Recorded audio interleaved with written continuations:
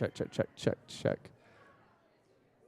Good afternoon, Southwestern. So great to see each and every one of you. We are going to get started with Assembly with a video from our essay about mimosa. Attention Knights, Mimosa 2022 is finally here. Join us in Dallas on March 27, where the evening will begin with a light meal and fellowship in Clyde Warren Park. We will be able to take some time to explore the attractions and conveniences which are located right in the heart of downtown Dallas. At 7 p.m., we will continue the night by making our way to the Perot Museum of Nature and Science. Here, refreshments will be served in the reception hall on the main floor of the museum. The venue offers a spectacular view, which allows observers to gaze upon the nightlife of the city. The museum's exhibits will be privately available to the Mimosa guests. The memories made during this special night in the museum will last forever. Let's experience the magic of Mimosa together.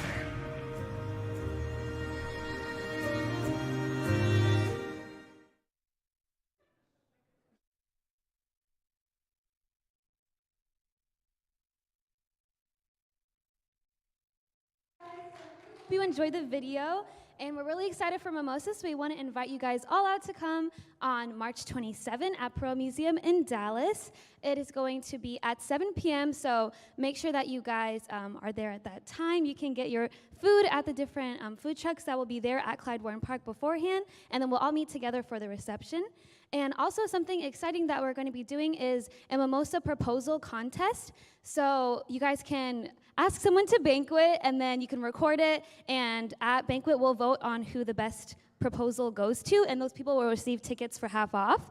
And also, what was it? The week after spring break, we'll send out an email. So you know how you used to vote for people like, oh, who's most likely to be the millionaires? And you vote that through online, and then we'll announce them at 7 p.m. during the reception where you get your fancy dessert. And then once we hit 7:30ish, you'll have go out released and then to go explore the museum from there's 3 stories total. And so make sure you're there like by 7 so you don't miss out like the chance to like explore everything. And also, we also made a special casual vlog. It's gonna be on my channel and you can find it.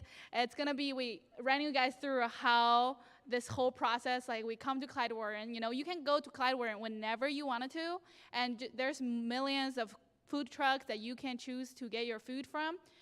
And then there's more details in my vlog, and then you guys can see how this whole rundown to look like. Yeah, if you guys have any more questions, feel free to reach out to any essay officers, email us, or DM us on Instagram. Yes, we can't wait to see you guys there, and yeah, hope you all come out. Thank you.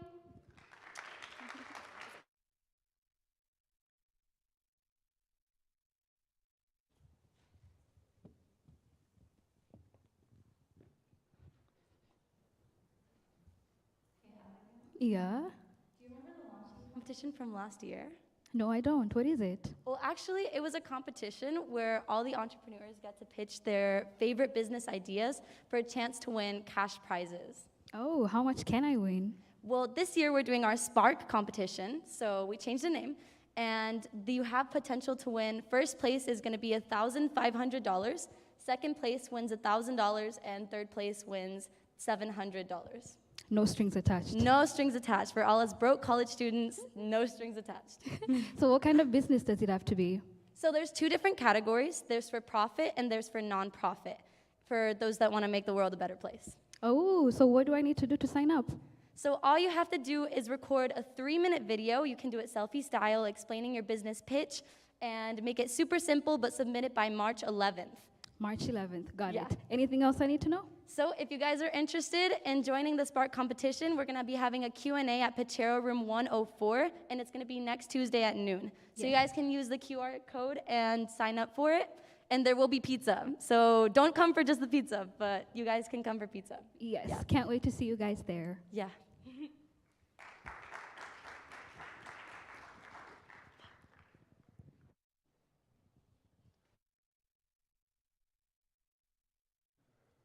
So today for Assembly, we are here for a special treat Today is all about your success.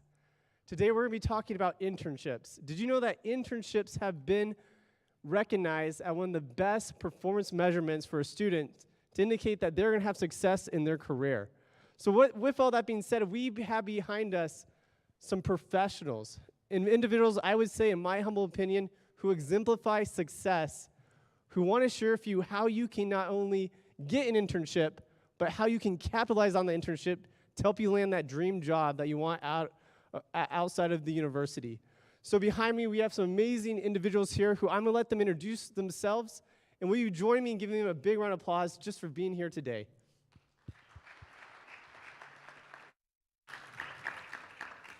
Hello, everyone. I'm Anthony Ormsby Hale. I am the Vice President of People Operations at Civitas Senior Living. We're a Fort Worth-based senior living manager with 55 locations in 6 different states with about 2,500 employees. Hi everyone, I'm Alan Cardoso, Chief Operations Officer over at Pavlov Advertising Agency located in Fort Worth as well. We're a small business that does big things. My name is Giancarlo Fernandez. Some of you may know me because I am an adjunct professor here at SWAU. I guess I consider myself a jack of all trades. I've done many things. I've been in HR, I've been in career development. Most recently, like I said, I am a professor here, and I do spend a lot of time as a professional resume writer. I'm subcontracted by Indeed and Randstad, and so I try to spruce up a little people's resumes and try to make them look better. Awesome. Well, today we're going to talk a little bit about internships and the process behind that. So we've separated out a few of the topic areas, and I'd like to really start about identifying the type of internship or really preparing for the search process, because I think that that is a critical point in the internship world where a lot of people may overlook the importance of researching and understanding the value of an internship. And so really the most important thing to do, the first part, is identifying the values and the mission of the organization that you want to be a part of. And I think that when you're looking at, we all know that you have unique gifts and talents to offer individuals, but really trying to find the right organization to live that out at. And so whether that's a small organization, a large organization, for-profit, nonprofit, faith-based, you know, really looking at what matters most to me in the type of work that I want to do. And as you go through that process and you're looking at the organization and what matters most to you, that will help you eliminate, you know, kind of the clutter, the organizations that you may not be interested in, because that is something where you can, it really can be a full-time job just finding a job in and of itself.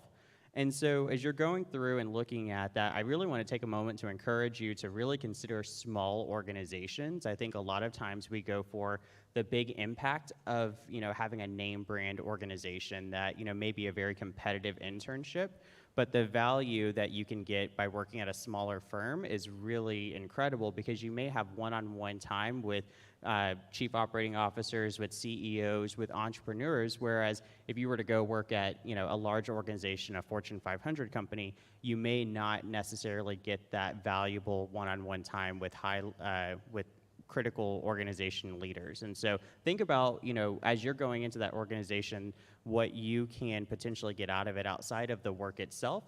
Because I think first and foremost is an internship is really about building your credibility as a leader. It's also about expanding your network as well, because you're going to meet a lot of individuals who are going to be able to help you with that.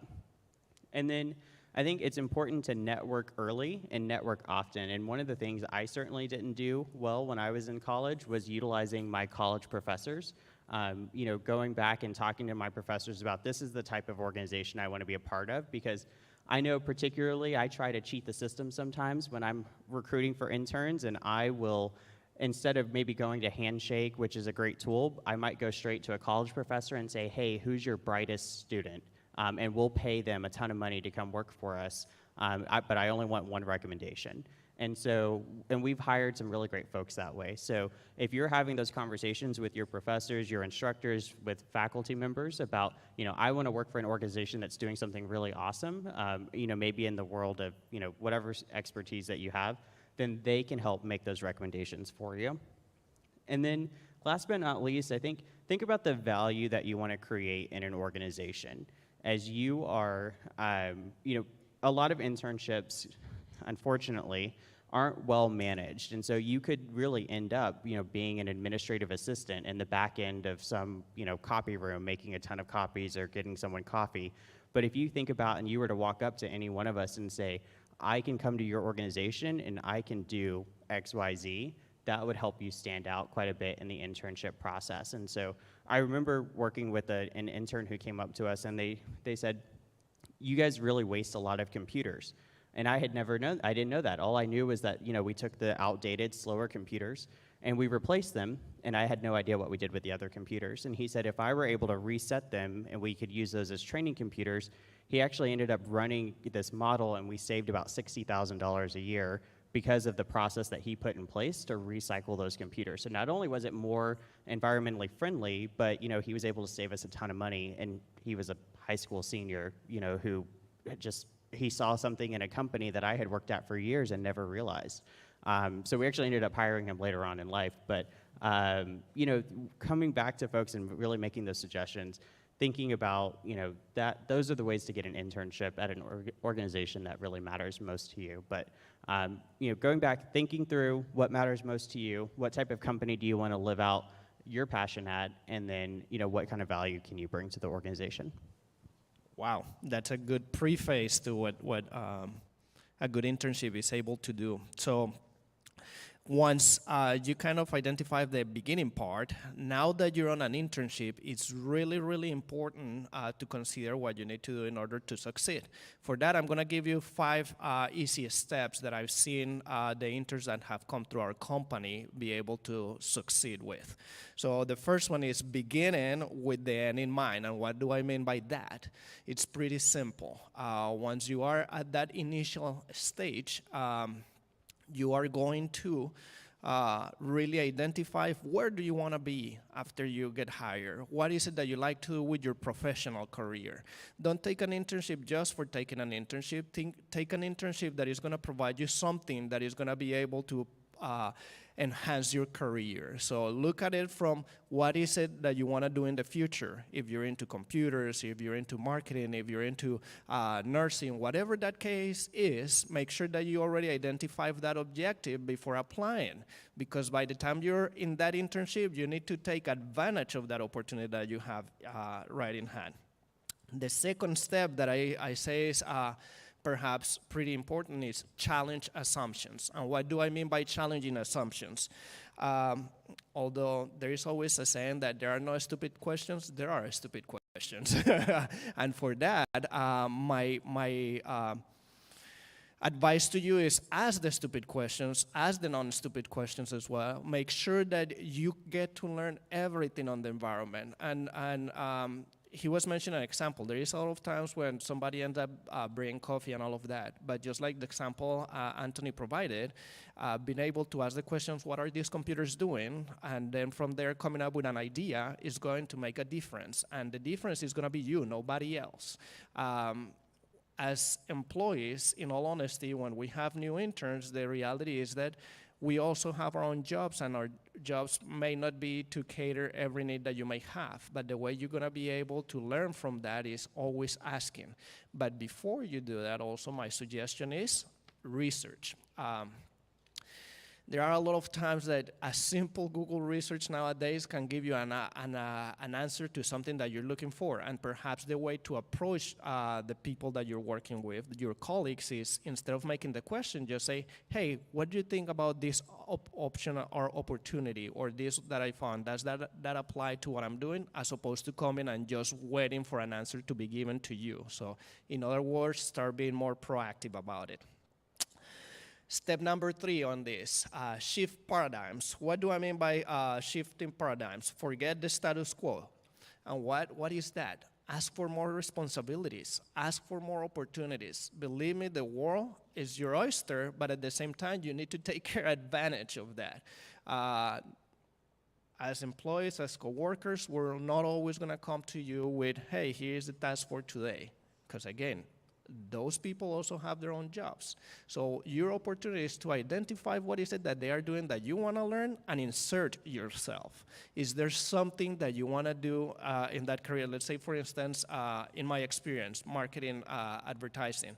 There are kids that come and they want to learn social media advertisement and they want to learn search engine marketing. Well, we're not necessarily giving them a job to go and advertise on behalf of our clients, but a lot of them insert themselves on bringing the ideas on how to advertise to specific demographics. And that way, we can start giving them more responsibility. So that can be done on any field. You just got to make yourself available. If you're always focusing on your own personal life, on your social device, on all of that, you're missing the greatest opportunity, which is making a difference on the company you are with at the time. Step number 4. One of the things that I notice sometimes that happens with recent graduates or interns that come is they overpromise and underdeliver. So think of it the other way around. Underpromise, overdeliver. It's always about be as professional. The reality is that internship is not college anymore, so you cannot stay asleep pretty late and just run 5 minutes to classes. You need to show that you actually belong to that working place, that you actually want to be there. And it goes back to step number 1. You really need to identify the goals. If the place that you're at is not necessarily driving you to make a difference, then perhaps you chose the wrong internship and it's time to consider something else. But while you're there, you got to show that you're the most professional at what you do. So if something is given to you, do it as soon as possible, do it on time. It's always good to have an idea of what it's going to take. So perhaps the first and second time is not going to be as accurate, but the third time needs to be. And you need to show, because whether you like it or not, we all are watching for those little traits. And if we were to consider you as a new employee in the future, or not even as an employee, when you're looking for referrals, the honesty is that we're going to have to tell what we see on our workplace. And if we notice that, we're like, he's a good kid, but I'm not too sure about that. So just keep that in mind. And the 5th step, I call it wisdom is equal parts brains and balls. And what do I mean by that? It's you need to get out there. Yes, you need to get out of your comfort zone. You don't need to be afraid of trying things, but at the same time, you need to learn when to show off and when to do things. Sometimes being young and being just like we all are, we like to think that we know everything, and the reality is that even at our stage, we don't know if this much in certain areas. So we need to be careful on how we approach certain topics in the specific industry you're at. Don't assume that you know everything that somebody that has been doing it for 10 years knows. The best piece of advice is take a notepad, listen to what they're saying, write, and then from then show off what you got to bring to the table. At that point, bring the balls. Don't do it before, because if you do it before, we're going to write you off. That's the reality. We're going to be saying, we're not too sure that this is somebody that is going to be a team player for us. But if that person learns to identify when it's the right time to show their skills and to show where they make a difference, that's going to help you in the long run. So above everything, wish for it, hope for it, dream of it, but by all means, go ahead and do it. Apply for an internship. Do something about it. And my last thoughts, what I call random thoughts, is there are internships, jobs, anything that is coming right after college is not always easy. There is going to be punches coming from all around, but it's your job to let it punch you, come down and stand up and go at it again. And above all, don't forget that we as Adventists can show something out there as being the heads on everything we do. So it's on you guys to be able to be the head on your internship, on your professional career that is about to start. Amen. All right, so we already talked about what to do before, during, and so now would be after. So once the internship is done, what do we do? I think the first thing is to figure out, do I want to stick around here? Did I like this place, what I was doing? And so if that's the case, then let me figure out, how can I stay here? So the moment to do that is while you're inside. That is the best opportunity, because you have that insider knowledge that can help you potentially to land the opportunity. And so either you get the, yes, definitely we want you to stay on. And before we came up here, Anthony was talking about, well, I want to hire people full-time, you know? So sometimes that'll happen. And so it's good that you know how to go about this, whether it be what to mention on a resume, what, how to behave in an interview, etc. Get that insider knowledge. Maybe there isn't an opportunity at the time. So perhaps, where should I go? How can I stay in touch? How can I know what kind of opportunities are coming up so that I can apply for those? So I think it's important to do that. And also that's going to help you develop your network, which, again, goes back to what Anthony was saying as far as establishing connections in different areas and places. And so don't underestimate the value of a good contact. I could tell you, for example, before I moved here specifically, I was looking at moving to Austin, and I was trying to get a job at Indeed. And I would apply by myself, and I would never get any answers. But I found someone through LinkedIn, someone I didn't really even know, but it's like we connected. Like, hey, I'm looking at this, and I love the mission, the vision, whatever. Oh, yeah, sure, let me know. And so when I applied through that referral, I did get answers. So definitely, don't underestimate the power of the network. Then I would say after that, it's important that you update your resume, that those skills, those abilities that you develop while you are in the internship, that you include them on the resume. And so I could go on and on about this because this is what I do every day. But basically, your resume should have at least 4 parts. Evidently, your contact information, make sure that it's at the top. I see a lot of resumes nowadays that, a little more modern, sleek, and then you have the contact information all the way at the bottom. Traditionally, it's been at the top. So use that to your advantage. Have it at the top. A summary section where you talk about your skills, your abilities that you offer, and more importantly, how they align with the job that you're going for. So if you speak Russian or whatever, that's fine, but if you're not going to be speaking Russian in the job, then do I really need to know that right away? So in that summary section at the top, give me all of the information that is relevant specifically to the position. Then evidently you have your work experience, and within that work experience, you should talk about your accomplishments. Not only what you were responsible for or which were your duties, because when you frame things that way, you're basically telling me I was doing what I was supposed to be doing anyway, right?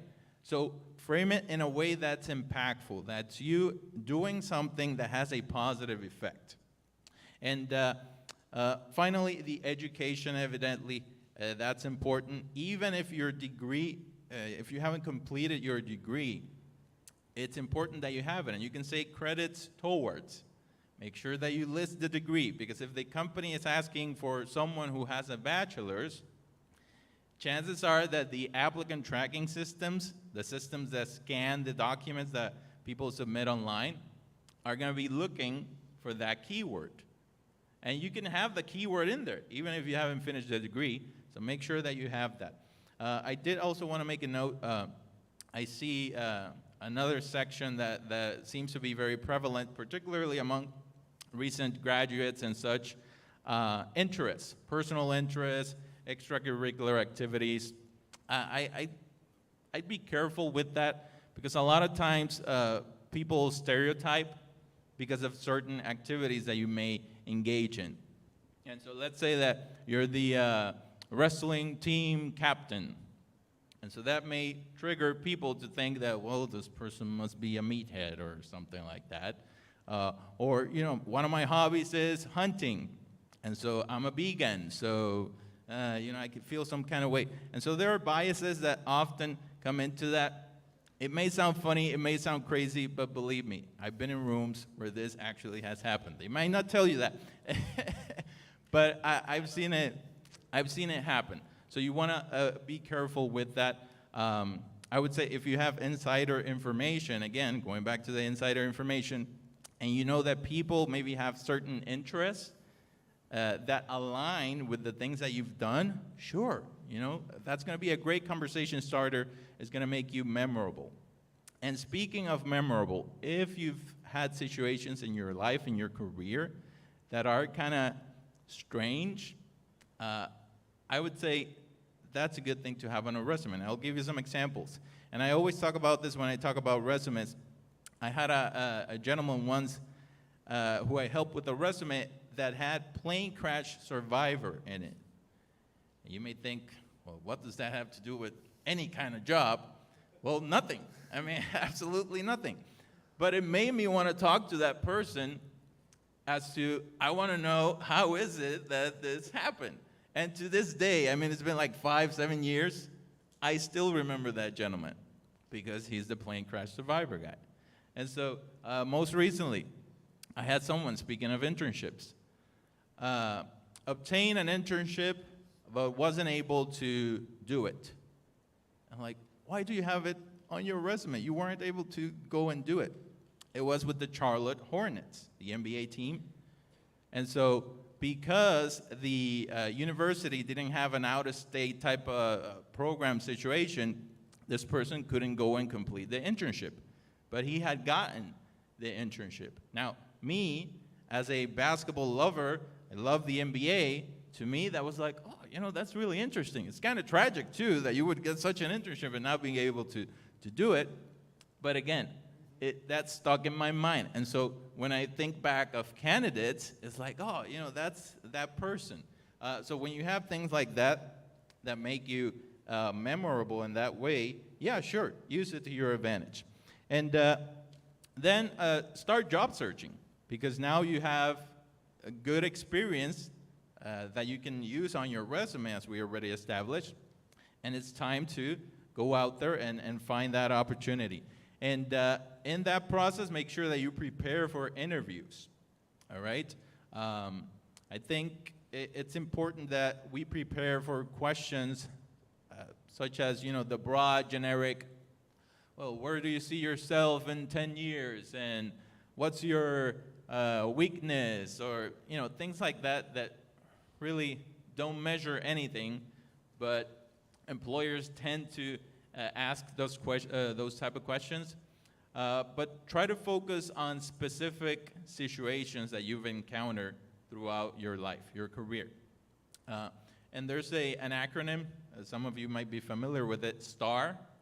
So situation, task, action, and results. Whenever you're asked questions during an interview, try to make it as specific as possible.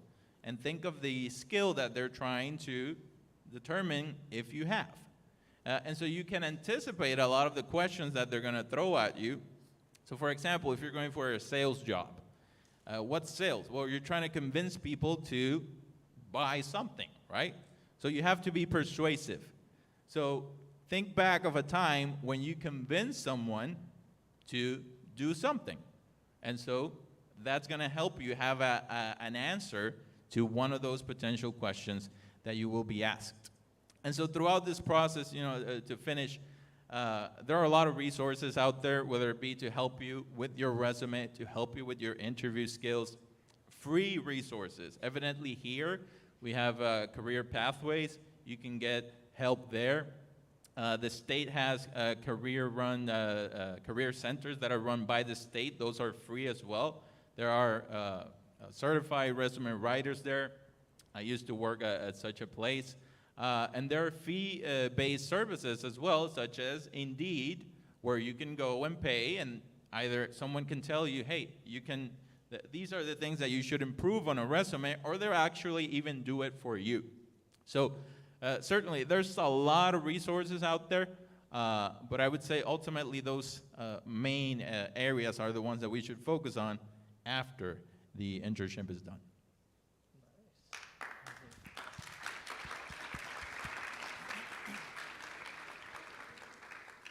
Much. Check. Thank you all so much. This is gold.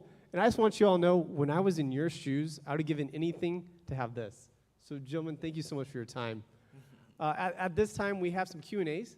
Time for Q&A. If you have questions, please text the phone number above on the screen. And to start off, I have a question. We talked about a bunch of what and how for internships, but why should they get an internship? Well, I always say it's cheaper to make mistakes when somebody else is paying you. So, for those of you out there that might be entrepreneurial and interested in starting your own company or have your own company, take advantage of the opportunity to learn how another organization works. And I'd much rather have somebody else pay for my mistakes, but also, help support your success as well. So it's a great opportunity to get out there and learn new skills and try new things out. But, if anything, it just gives you a sense of how to adapt to the workplace. And I think that that's something that a lot of us are concerned about with the pandemic is, if we ever work in an office or with a group of people before, will we have those same skill sets of, hey, cleaning out the coffee machine or, something like that. So I think it's great to just build those relationships and get out there. But I think that the training is probably the most valuable tool. Well, I'll add to that when looking to actually hire somebody, if they are really out of college and they don't have an internship, most of the time, a lot of the workforce said, next, let me see which one has a little bit of experience in the internship. So to me, that would be really important to get an internship now so that when you get out of college, at least you have some experience to put on your resume to land a true job. On a personal level, I had an opportunity to do 2 internships. The first one I did was with the big pharmaceutical company. And that really helped me figure out this is not the type of environment that I want to be in. Like, I'm not, about, the bottom line and, this huge type of organization. That was not my thing. And so it helped me figure out this is not what I want. And so after that, I went and did something with a more community-based type of organization, and it helped me feel fulfilled. And so I knew at that point that, okay, I know the type of environment that is more aligned with what I'm looking for in my career. So I would say definitely as an individual, it can help you figure out what you want or maybe don't want.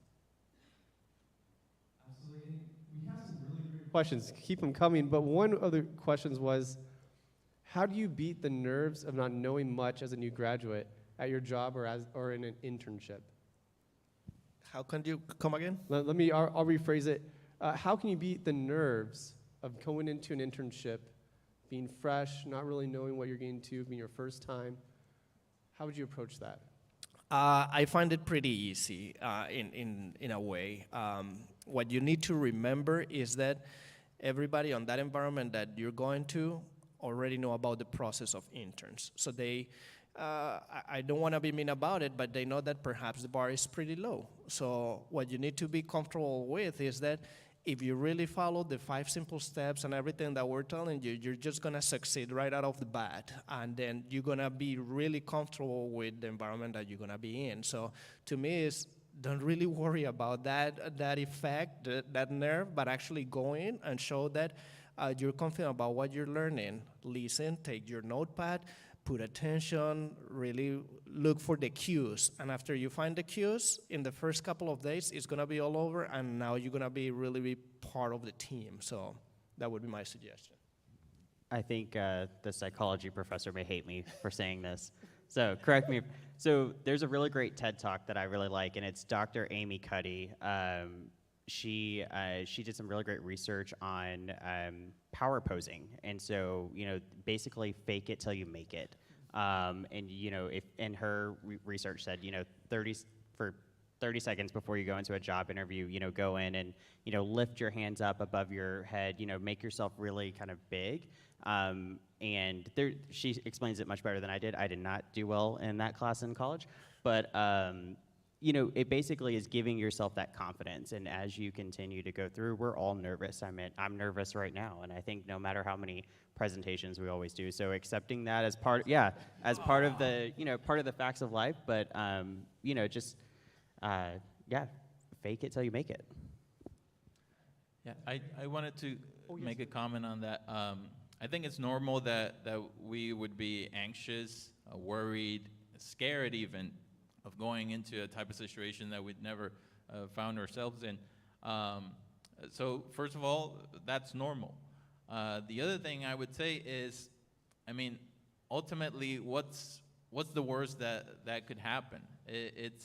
I feel like even as a professor, for example, I don't know everything about everything, right? So maybe if I'm asked a question and I don't know the answer to that, so what? I say, I don't know the answer. I will try to find the answer for you. And so I think it's also important that you don't go in thinking that I have to know everything and, you know, otherwise I'm going to look this kind of way. No, it's a learning process. And there's this thing called imposter syndrome that I would say practically every professional encounters that in their lives, where they feel like these feelings of inadequacy. Regardless of how long you've been doing something, regardless of how good you know for a fact that you are in something, you may still experience that. That's fine, that's normal. And so, yeah, you know, don't feel like this is something that I'm gonna fail or whatever. It is what it is. If something doesn't go the way you expected, you pick yourself back up, you keep on moving, try to be better. Our next question is, what are the top soft and hard skills that you see in the workplace? I think, you know, it's challenging for the technical skills because depending on the industry that you're a part of, technology changes so rapidly that, you know, I mean, we used to look for people who were really good at Excel, and I mean, I can't tell you the last time I opened, you know, Excel and did something meaningful. Now we use like Asana or project-based, you know, project management tools. But I think that leads into the soft skill part of that of, you know, I think finding people who are really curious about how things work and how, you know, I don't know, for me to be able to openly say, I don't know anything about the work that you do, but I want to know everything about it. Or, you know, I want to understand kind of the root cause of that. So I think curiosity is a great soft skill to have. I would say it depends on the field that you're going into. I spent some time working in government, and that wasn't necessarily a good thing. Maybe it should be, but we won't be political here. Oh, absolutely. I'll add to this, what I've experienced in my career is those that are problem solvers, and that happens, it goes along with curiosity, but as soon as you see a challenge and you try to go at it different ways, that to me is the biggest skill. So just like he mentioned, Excel is a thing that maybe we're not using as often anymore, but we're using project management systems and everything else. As long as you know what a good problem solution could be, that's the skill that we're looking for. In my career, the most important, the people that we get to hire are those that we give them a task and we tell them, here's how we done it, but this is a new challenge and we haven't necessarily done it. Go at it, research, go into Google AdWords, find out what it is, and come back to me with an answer. And then those that are able to go on, because we're not judging them on not knowing, we're judging them on trying to find the solution. So we have time for 2 more questions, and this next one is actually directed to Alan, and the question is, what advice do you have for international students looking for an internship? That's a really good question. Well, there is, I guess you got my accent, right? But there is a couple of things. One is, if you are in the spectrum of trying to land an internship and a job for a perhaps long-term future in the United States, and what I mean by that, maybe sometime the opportunity to be a citizen of the United States, my suggestion is look for companies that have shown they are open to provide you opportunities for having papers. Now, on the other side, that doesn't necessarily going to mean that it's going to happen, one thing, and two, don't necessarily discount those that are not looking for those type of employees. So, for instance, my suggestion is look for internships that aligns with what you want to do, because ultimately what is going to make you happy is not only having the opportunity to get some papers perhaps, but having the opportunity of working at the right place. And if you work really hard at it, it's going to make a difference. I'll tell you my personal experience on that. I happened to land a job at the marketing agency I'm at. Actually, I started as an intern, did my best as an intern, and guess what? Before I was graduating, they were telling me, hey, we want you to come and work with us. I'm like, sure. But I knew that they are a small company, and most of the time, small companies have a hard time trying to work out paper for an international student. They said, we like what you're doing, keep at it, and I kept put my head down, start working, got my OPT, all the legal permits and all of that, and ultimately they say, you know what, we want to have you on an H-1B visa. And they start paying for everything, and this was a very unique case because nobody there had gone through this process, so they were really going out of the way for my personal story. So if that tells you anything, is that you just gotta put your head down, work pretty hard at it, and I can tell that I'm a living example that if you look for those opportunities, they will come. I think one thing, if I could just add to that, there's a group called the Society for Human Resource Management, and they keep a database on their website of companies that offer sponsorship opportunities. So could look for organizations that way. That's great. And to close up, because I know we're running out of time here, our last question is, when is the best time to get an internship? In my opinion, if you're a junior, you should be applying right now. A lot of the times, companies like ours don't look below junior just because we believe there is a little bit more time for you to get acquainted with what you're doing in school before you really start implementing that in college. But by the junior year, you should be applying. Juniors and seniors is a must. If you're a senior about to graduate and didn't have an internship, shame on you because there are plenty of opportunities. Yeah, I agree. I think now is the best opportunity. Once you are settled into that pathway and excited, I know you guys are going to share some information about easy ways to find internships. So there's definitely opportunities abound. Yeah, I guess as a psychology professor, speaking of adolescents and such, I guess it depends on what your schedule looks like. There's a lot of research out there that typically if you're spending more than 20 hours in addition to your schoolwork, that can be detrimental. So I would say play by ear. Evidently, we do have to make sacrifices and such through life, but I think it's really going to depend. I would say as long as you don't feel like you're being overwhelmed and it's not affecting your academic work and such, then yeah, sure. Go for it, whenever it fits the schedule. Absolutely. And Southwestern, I just want you to know, you are our success story. And at Pathways to Success, we have so many different resources just for you. If you need help with your resume, with interviews, finding an internship, getting connected with a mentor, we are here for you. We're about to present something brand new that is launching today called micro internships. And they're going to be a video explaining it, and then you're going to meet Nestor Gill, our new internship manager, so becomes friends with him. If you need any help at all, he's located in Hagen, and he's always there for you. Thank you. Are you looking to launch your career with some paid professional experience?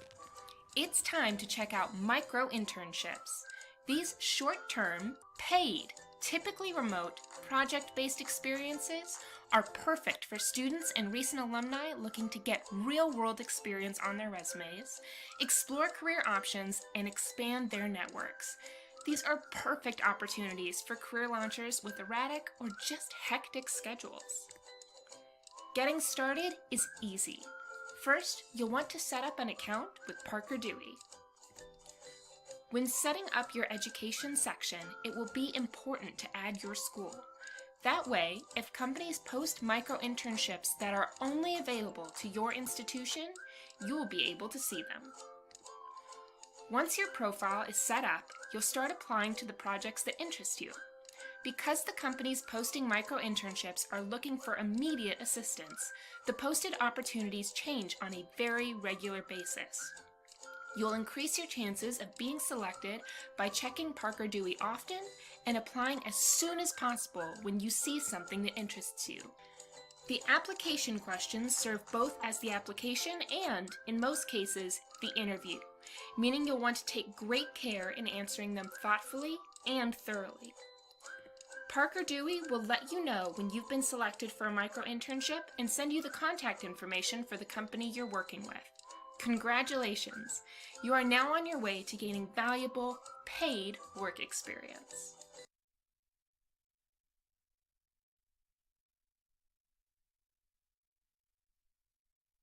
Well, for the people who don't know me, my name is Nestor Gill, and I am your internship manager here at Southwestern.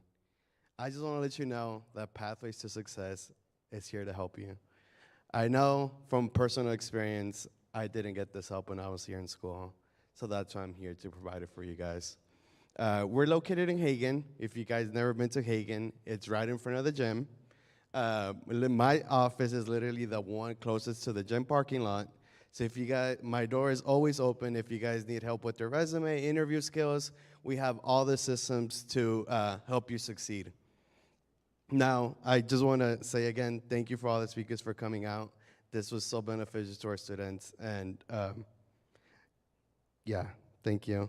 And last thing, we do have some QR codes in the back, and we use a system called Handshake, and you're gonna see a lot of different ships that we offer there.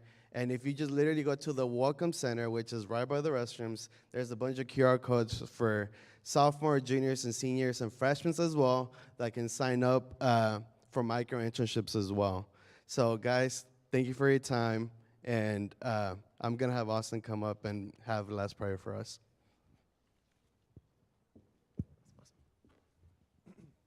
All right, Southwestern, will you pray with me? Dearly Father, Lord our God, thank you so much for our time here today. Lord, we praise you because you are a God who cares about every detail of our lives. So Lord, I just pray that you be with these amazing students, Lord, that you continue to guide and lead them, and that, Lord, you help them fulfill the purpose you have for their lives. Lord, we love you. In your name I pray. Amen. Awesome. Thank you, Southwestern. You are dismissed.